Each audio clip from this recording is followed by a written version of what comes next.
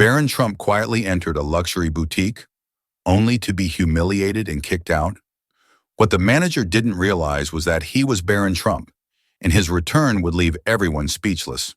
The world of luxury can be as unforgiving as it is dazzling. Behind gleaming glass doors and marble floors lies an unspoken rule. Only those who fit the image are welcome. But what happens when someone doesn't seem to belong? This story begins with such a moment, a quiet entry, an assumption, and a decision that would ripple far beyond the boutique walls. This wasn't just any boutique. Known for serving the wealthiest clientele, it was more of a status symbol than a store. Every detail spoke of exclusivity: plush carpets, designer handbags displayed like museum pieces, and couture dresses illuminated under soft spotlights. The air carried the faint aroma of leather and fresh peonies, and a curated playlist of classical music provided a soothing backdrop to the hum of whispered conversations. It was a sanctuary for the elite. Alina, the boutique's manager, was the gatekeeper of this opulent world.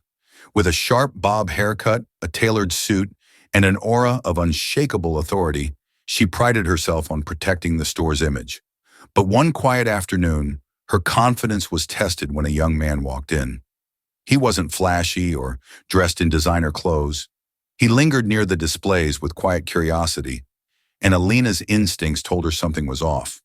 Alina had spent years mastering her craft. To her, the boutique wasn't just a store, it was a stage, and she was the director, ensuring every detail was perfect. From the sparkling chandeliers to the polished glass display cases, nothing escaped her notice. The staff moved in synchronized efficiency, their black uniforms pressed to perfection, their every interaction rehearsed to convey effortless sophistication. "Exclusivity is our brand," Alina often reminded her team during morning meetings. Her voice carried an edge of authority that left no room for doubt. "We're not just selling products, we're selling a lifestyle, and not everyone gets to have it." This philosophy shaped every decision she made, from the way products were arranged to how customers were treated. The boutique catered to the wealthiest, most elite clientele. Celebrities, business magnates, and socialites who didn't just shop, they invested in their image. To Alina, first impressions mattered more than anything else. A smudge on a glass case or a customer who didn't fit the boutique's image could tarnish its reputation.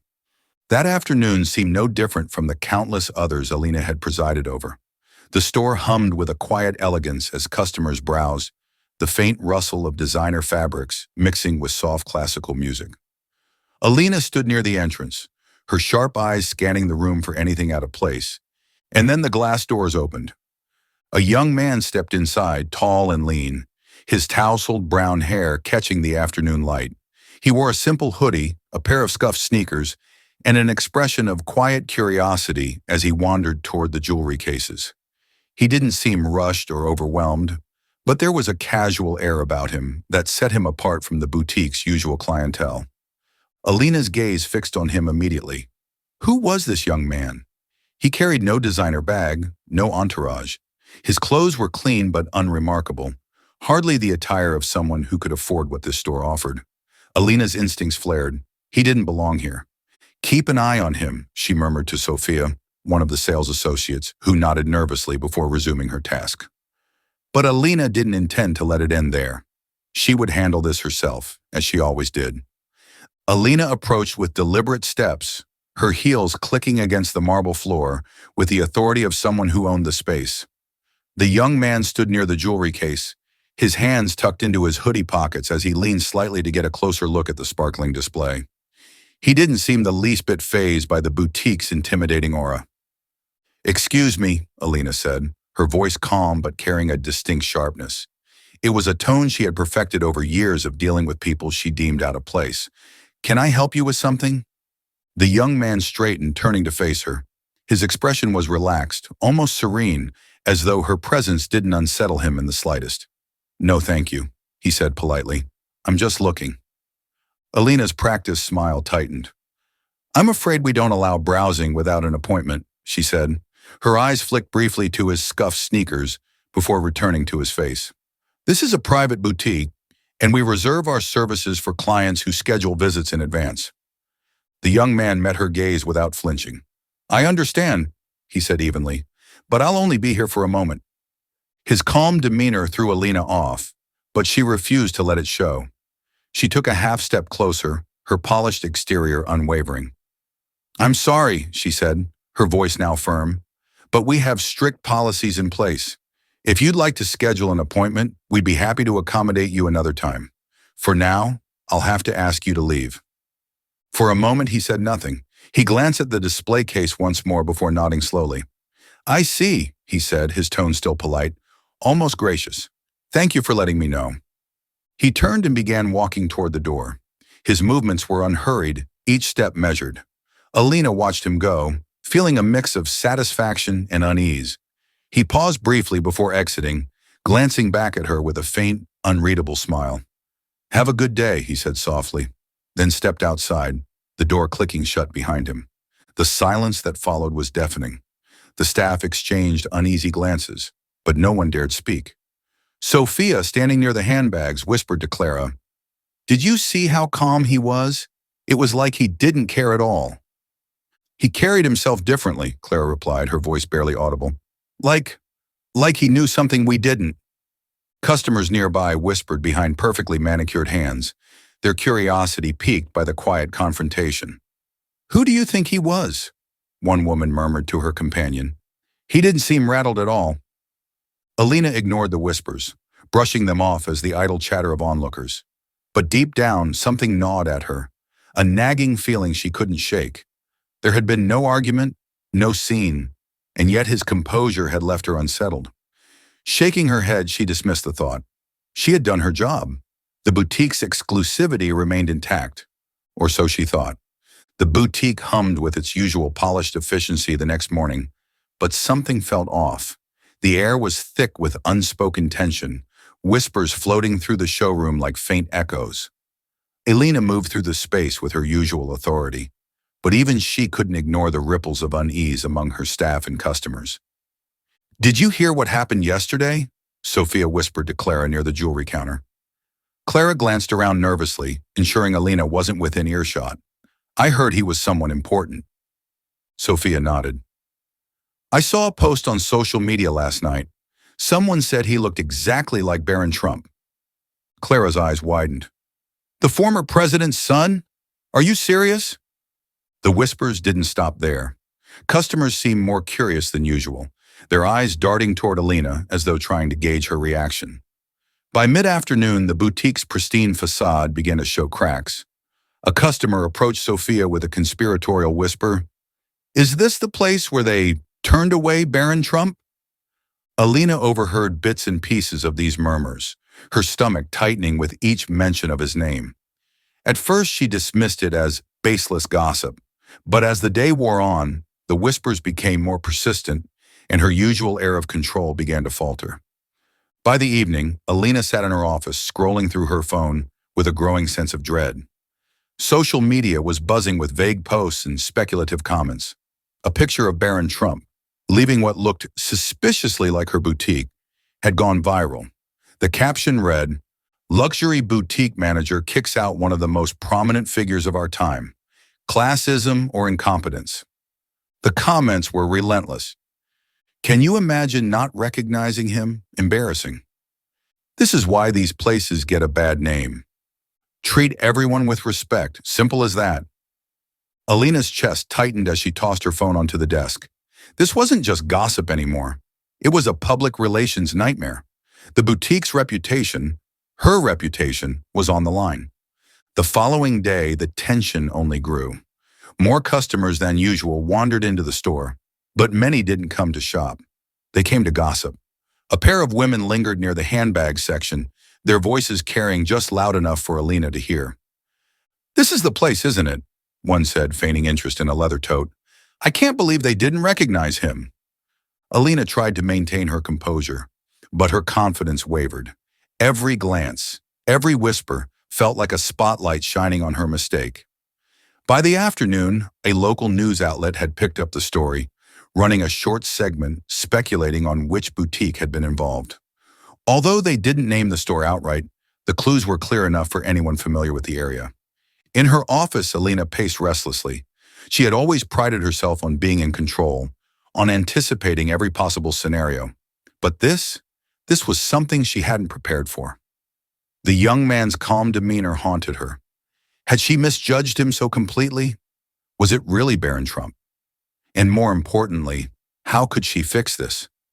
As Alina wrestled with these questions, she couldn't shake the feeling that this was far from over.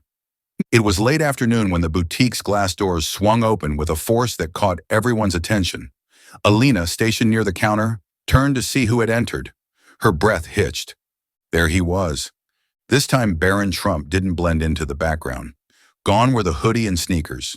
He wore a tailored navy suit that fit his tall frame perfectly, paired with a crisp white shirt and polished leather shoes. A sleek black tie completed the look, giving him the air of someone who commanded attention effortlessly. Behind him was a small entourage, a pair of discreet security personnel, a poised assistant holding a leather briefcase, and a publicist carrying a tablet. The room fell silent. The hum of soft classical music seemed to fade as every head turned to watch Barron step into the boutique with a quiet authority. Customers froze mid-browse, their gazes following him as he moved through the space. Even the staff, usually a picture of composure, exchanged wide-eyed glances. Alina's heart raced as she tried to maintain her professionalism, but her usual confidence had deserted her.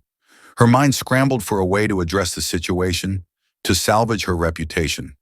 She knew she had made a grave mistake, and now the consequences stood in front of her. Barron's gaze swept across the boutique, pausing momentarily when it landed on Alina. His expression was calm, almost unreadable, but there was something in his demeanor that spoke volumes.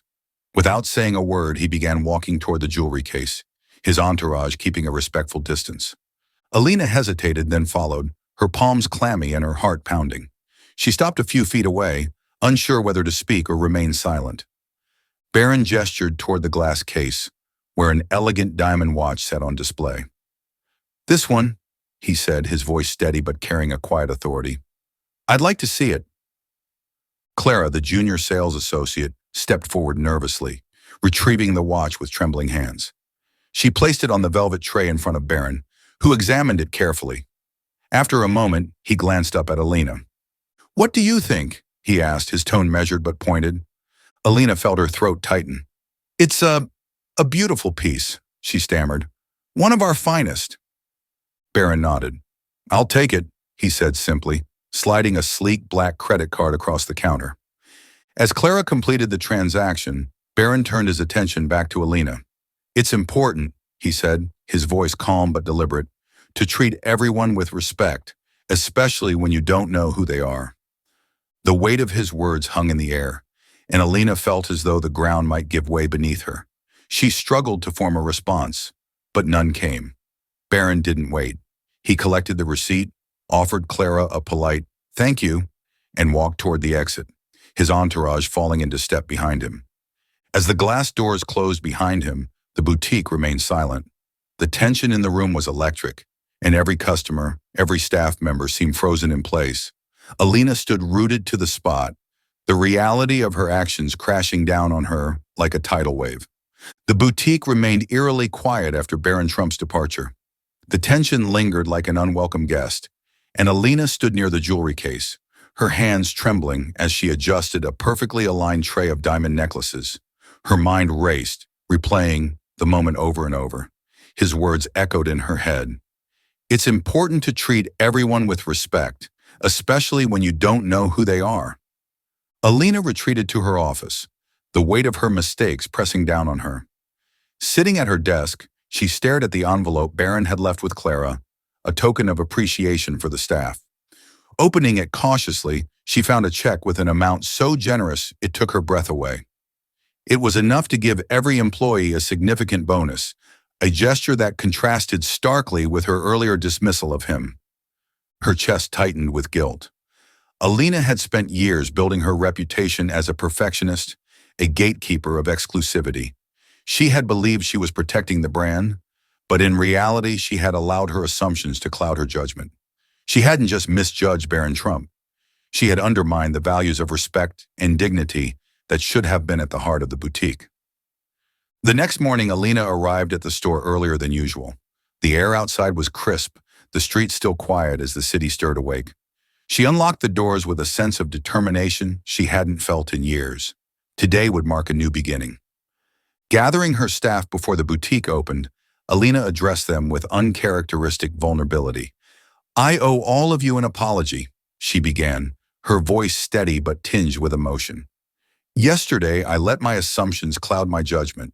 I treated someone unfairly, and in doing so, I let all of you down. That's not the kind of leader I want to be."